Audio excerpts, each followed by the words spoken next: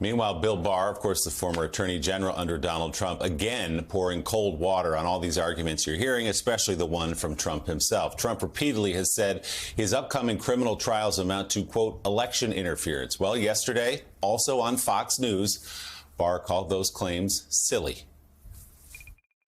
Right. I mean, the basic principle in the criminal justice system is if a prominent person commits a crime and is seeking office, that doesn't give him immunity. If there's enough time to have it resolved before the election, it should be resolved.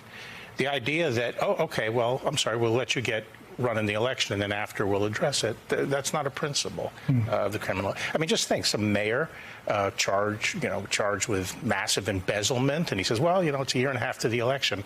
Let's put that on hold. Will I run for re-election? It's silly. It's silly. Now, you can argue about whether he should have been charged and so forth, but the idea that this is interfering with the election is simply wrong.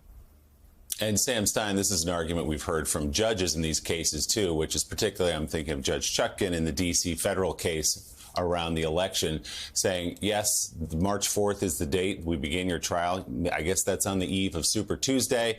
It's not my job to schedule through your presidential campaign. If you didn't want to have all these legal problems during a campaign year, you probably should not have committed a large number of alleged crimes. Yeah, that is the cause here. What makes, I think, Barr effective here is he could care less what people think about him. And it comes across in the way he talks, right? It's like, so what if people on Fox News get mad at me for telling the truth? I don't care. I'm not running for office or anything.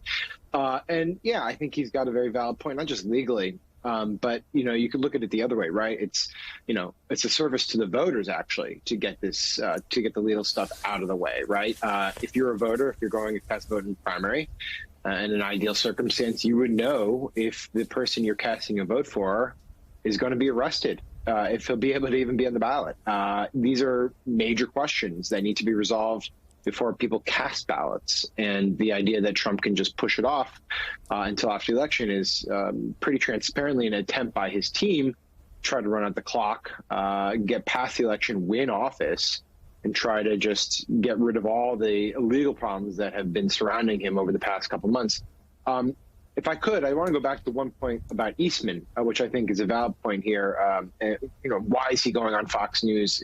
Why is he creating more problems for himself?